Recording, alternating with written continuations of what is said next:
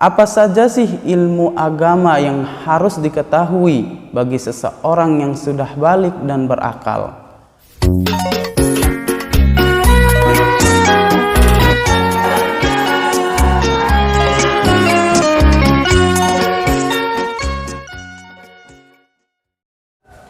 Bismillahi wa bihamdih. Assalamualaikum warahmatullahi wabarakatuh. Alhamdulillahi rabbil alamin, al-mudabbiri li jami'il makhluqin. Thumma salatu wassalamu ala sayyidina Muhammadin tahal amin, wa ala alihi wa ashabihi wa man tabi'ahum bi ihsanin ila yaumiddin. Amma ba'd. Alhamdulillah, segala puji bagi Allah yang mengatur semua alam semesta. Kemudian salawat serta salam kepada junjungan alam Nabi besar Nabi Muhammad sallallahu alaihi wasallam. Pada kesempatan ini kami ingin mencoba menyampaikan tentang pentingnya menuntut ilmu. Allah Subhanahu wa taala berfirman, "Qul hal yastawil ladzina ya'lamuna wal ladzina la ya'lamun." Tidaklah sama orang yang mengetahui dan orang yang tidak mengetahui. Pengetahuan yang dimaksud di dalam ayat ini adalah pengetahuan agama. Seseorang yang memiliki pengetahuan agama, dia akan diangkat derajatnya oleh Allah Subhanahu wa taala. Sebagaimana di ayat lain Allah Subhanahu wa taala berfirman, "Yarfa'ullahu alladhina amanu minkum walladhina utul ilma darajat." Allah Subhanahu wa taala akan mengangkat derajat orang yang beriman dan orang yang diberi pengetahuan. Nabi Muhammad sallallahu alaihi wasallam bersabda dalam hadisnya, "Talabul ilmi fariidatun ala kulli muslimin."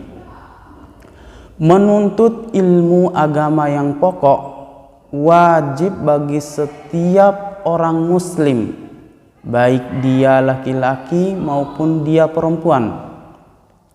Ilmu agama yang pokok yang dimaksud di dalam hadis ini adalah ilmu agama yang harus diketahui oleh seseorang yang sudah balik dan berakal. Apa saja sih ilmu agama yang harus diketahui bagi seseorang yang sudah balik dan berakal?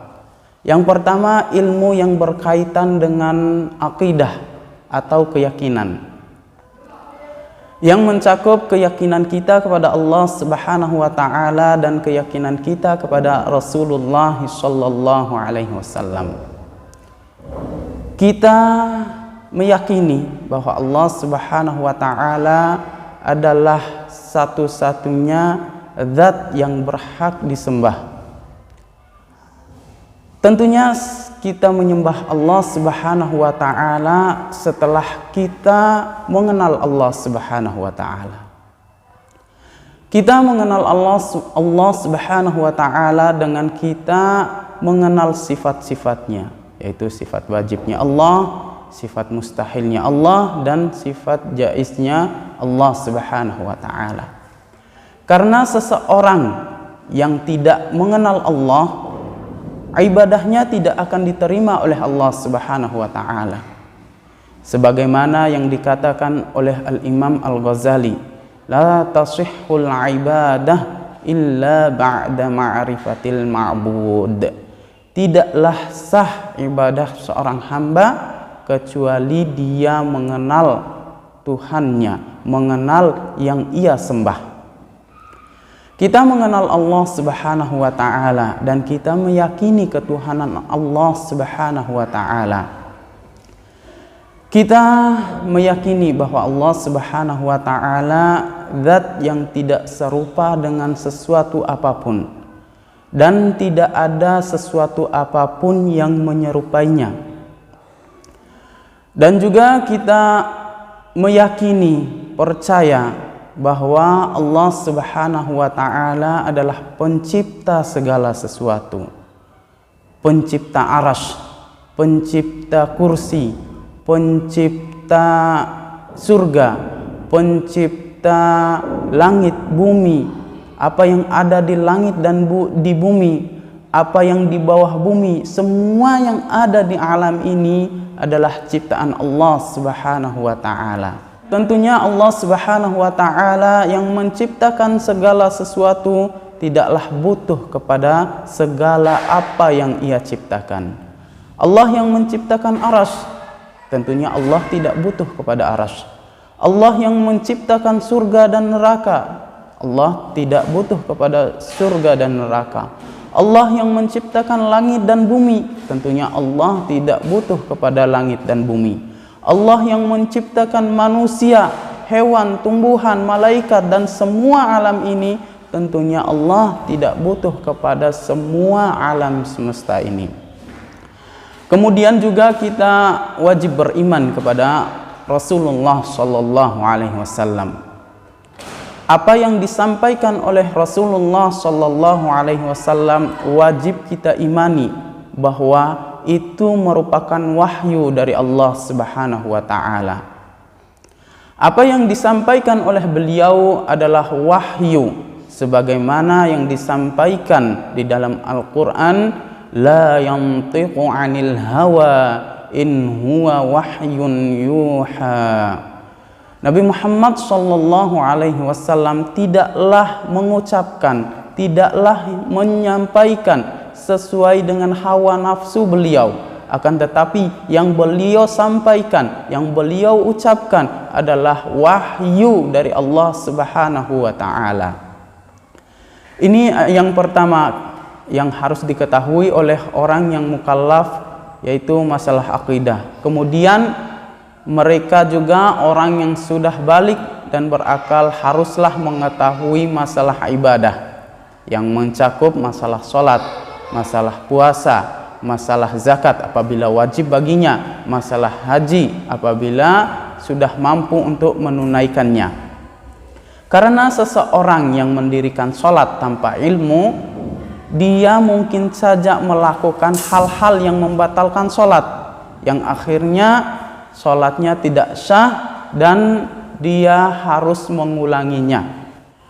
Kejahilan bukanlah satu uzur, kebodohan bukanlah satu uzur bagi seseorang, karena apabila kejahilan itu dianggap sebagai uzur, maka orang yang bodoh itu akan lebih baik daripada orang yang mengetahui masalah ilmu agama. Karena apa?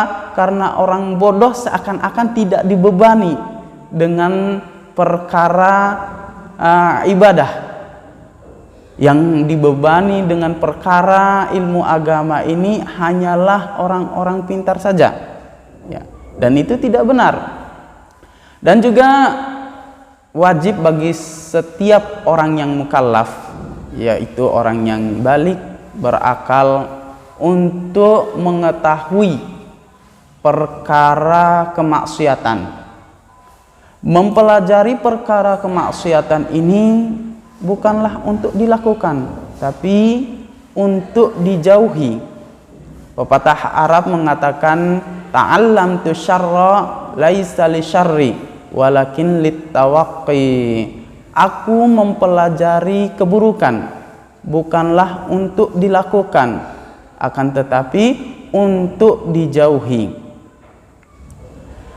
Kemaksiatan ini diantaranya maksiat mata, yaitu melihat kepada aurat orang lain, atau melihat kepada sesuatu yang pemiliknya tidak ridho untuk dilihat orang lain. Di antaranya juga maksiat telinga, mendengarkan kepada ghibah, namimah. Di antaranya maksiat lidah, yaitu ghibah, namimah, berbicara bohong, dan kemaksiatan-kemaksiatan yang lainnya. Seseorang harus mengetahui kemaksiatan agar dia menjauhi kemaksiatan tersebut.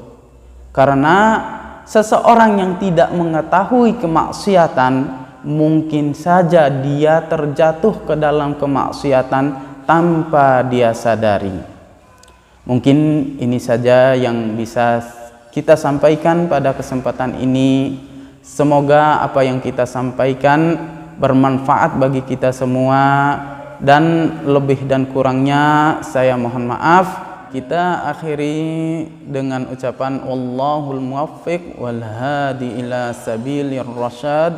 Assalamualaikum warahmatullahi wabarakatuh.